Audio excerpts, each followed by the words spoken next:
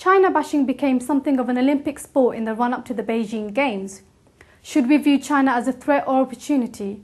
Why should we take a dim view of China's rapid expansion and the millions brought out of poverty?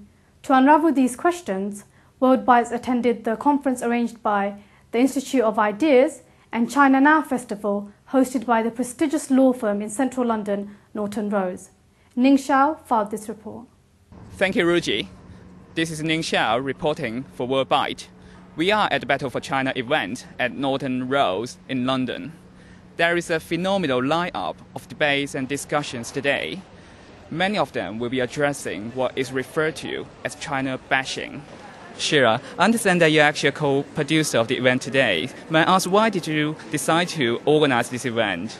Well, I've been interested in China for many years and lecturing, and I just was very frustrated at the prejudice against China. People don't really know, I think, what's going on in China and how exciting it is. Let's have a look at some of the debates happening here. From a sociological point of view, what I find really fascinating is that China is really one of the few issues that manages to bind together otherwise bitter political adversaries.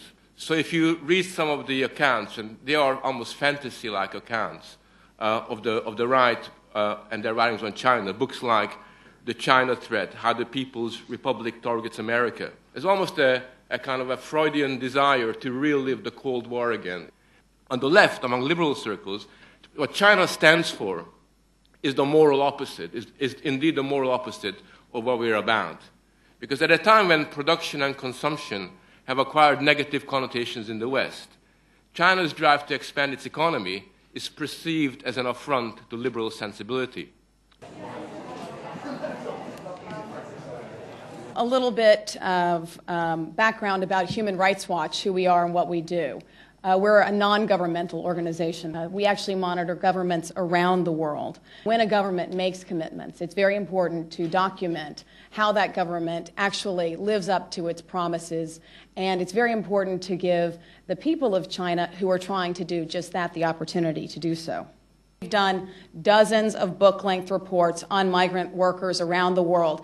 So it's very important to us, for example, when we're talking to our friends in the Chinese government, that we are able to, we not only hand them our reports on migrant labor, but we hand them a stack of reports on migrant labor abuses around the world from other countries. And it's very important that they understand that the Chinese government isn't getting singled out for any special criticism.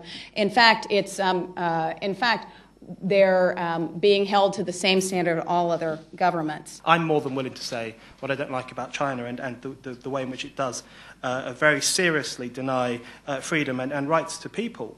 But there's a difference, I think, between offering solidarity to Chinese people who are working to change that and supporting the Western governments who are instrumentally and manipulatively exploiting the Olympic Games in order to effectively rehabilitate their flagging influence in the world. And I have to say that groups like Human Rights Watch have assisted the West in that. Their criticisms of torture in America is usually presented as a disagreement between friends. It's, the West has made mistakes. It's not living up to its usual high standards. Its criticisms of the East are often cited as a justification for launching wars or sending in dictators. There's a very, very serious difference between those two things. Here at the Battle for China event, we had already gone through a number of sections. And now we are going to ask some people here what they think the key issues are.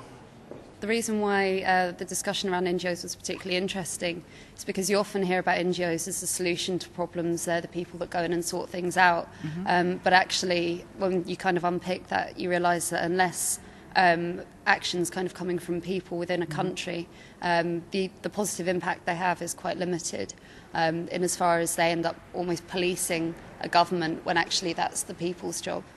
I think the most significant issue we've come across in this event is the question that China is a threat or opportunity for Western countries.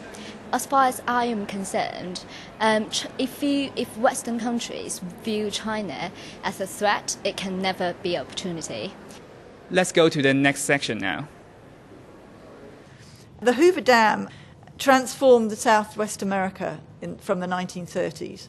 It provided irrigation, it still does, provides irrigation to huge area of land that was essentially desert before, and energy for cities across Nevada, Arizona and California. When it was finished, Roosevelt, at the opening ceremony, referred to the transformation as a 20th century marvel. But what he also did was celebrated the altering of the geography of a whole region. And when I went there in 2006, what struck me was the complete and utter contrast between that and what was being said about the Three Gorges Dam at that very time. And in fact, most of the literature that you read about the Three Gorges Dam is not celebratory, it's actually very negative. Virtually nobody writes anything unequivocally about what a fantastic engineering feat it might be, or about its potential to positively transform millions of lives in China. You've now kind of reduced risk of flooding, you've improved the energy generation to people who normally have electricity in their houses for maybe 8 hours out of 24. Ultimately, a lot of people in China will see these things as a positive development. It's only us in the West, it seems, who seem to project, oh my God, how bad must the Chinese people feel when they have this happen to them.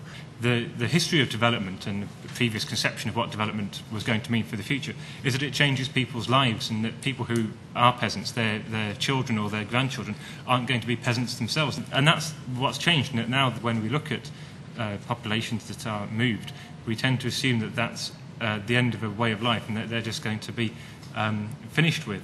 The potential to transform the way in which people live in a country. We don't have that imagination now to think that it can be done better than it's been done in the past. It's just seen as squalid misery for people who are shifted. And I don't think it has to be like that. Let's hear the comments from some of the delegates here.